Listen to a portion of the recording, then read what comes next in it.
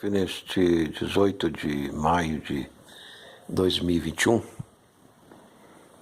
nós vamos falar um pouco sobre a questão do cristianismo, do alto cristianismo, do baixo cristianismo. O alto cristianismo nós poderemos considerar o Evangelho de Nosso Senhor Jesus Cristo e a era apostólica, e o baixo cristianismo é a foz desse rio. Lembrando novamente, hoje,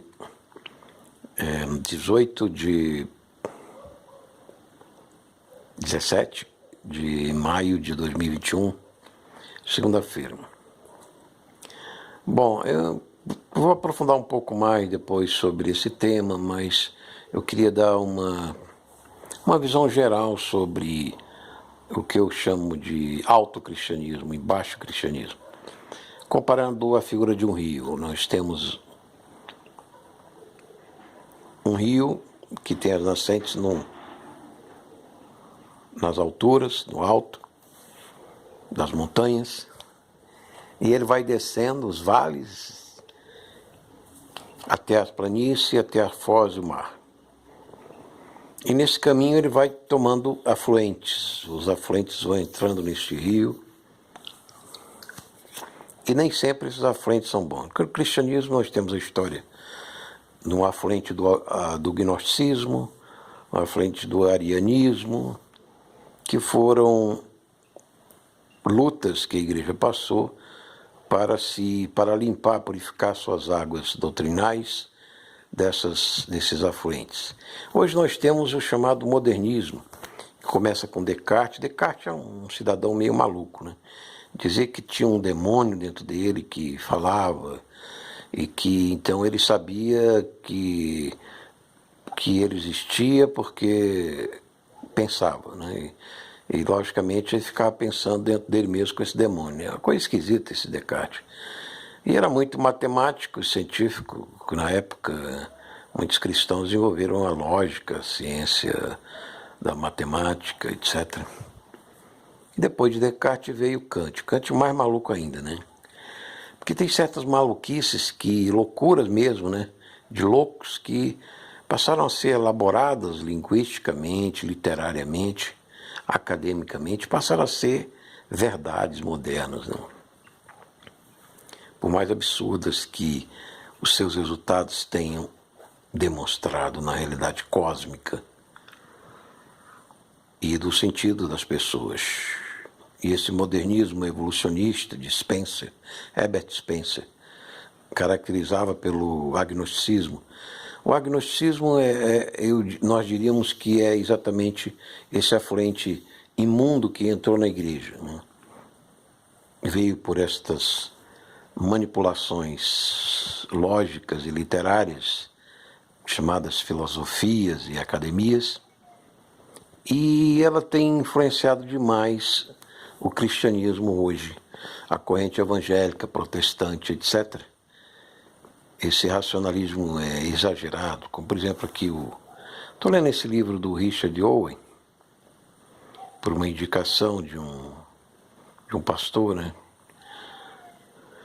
que eu conheci, um professor falecido,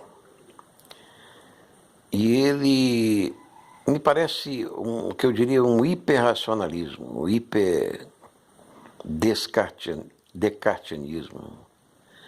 É um livro quase cartesiano, que quer aprofundar o arrependimento, os sentimentos, então tem que perdoar toda hora, todo dia, que aí é uma coisa assim, sabe, é uma coisa de querer transformar os sentimentos, as coisas espirituais, em coisas materiais, concretas e lógicas e com medidas, né, com peso, medida, etc.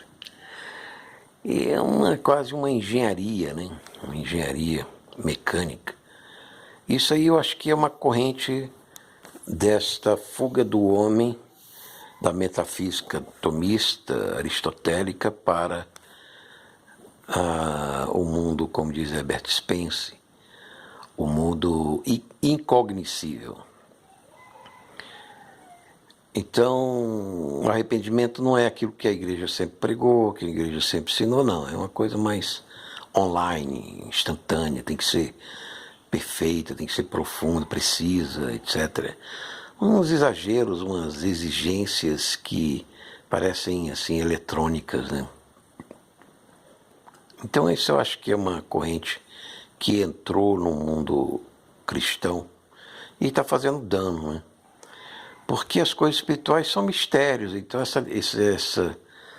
esta palavra mistério, ela nem sempre é maligna, não, ela é mistério Tom Cristo, mistério de Cristo, né? O mistério de Deus. O autocristianismo, os apostólicos nos ensina que a revelação é um mistério também, então não cabe esse cartesianismo e nem cabe esse ceticismo de Kant, né? De que tudo não existe, nada existe, né? Tudo é uma ilusão da nossa mente. Isso aí que é uma demência que se transformou em auto-sabedoria no mundo chamado moderno e pós-moderno, das armas de dissolução nuclear, né? E de pandemias, de vírus sintéticos, guerras biológicas. Então o mundo está nesse estado tenebroso, né? Devido a esses afluentes agnósticos da filosofia na disputa na organização social de poder das nações. Os homens tenderiam para isso mesmo, as nações tendem para o absolutismo, seja monárquico, seja republicano, seja democrático, todas, pelo causa do pecado, tendem ao Estado, à organização absolutista, autodivinizada, né, que hoje nós vemos aí claramente esse judicialismo absolutista no nosso governo brasileiro nesses dias atuais, propondo até a anulação dos gêneros naturais, etc. Proibição de cultos, né, da fé humana, etc. É uns absolutismos sem sentido, patológicos, né? Mas é a tendência do pecado, o homem agnóstico, da doutrina agnóstica, do direito agnóstico, do Estado agnóstico. É esse o fim dele, é esta ilusão, essa divinização e a sua própria destruição. Bom, eu não queria falar muito sobre esse tema, eu fiz uma gravação, um vídeo curto sobre isso, né? E acho que você deve tomar cuidado com isso. Não procure entender as coisas espirituais, como disse Jesus a Nicodemos, né? A não ser pelo Espírito, e guarde o mistério.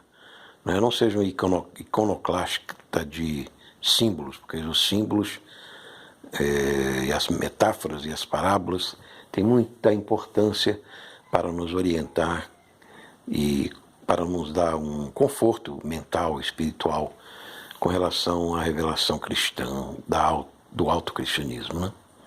Temos muito cuidado com a baixaria dos nossos tempos, do baixo cristianismo, da foz, com muitos afluentes de impureza, de imundície.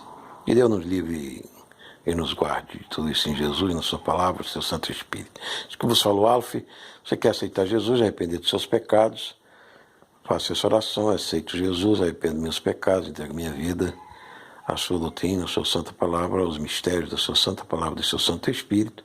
Procure o batismo, a comunidade cristã, abençoe agora em nome do Pai, isso que eu sou Alf, Ministério Igreja de Jesus, Pai, Filho e Espírito Santo.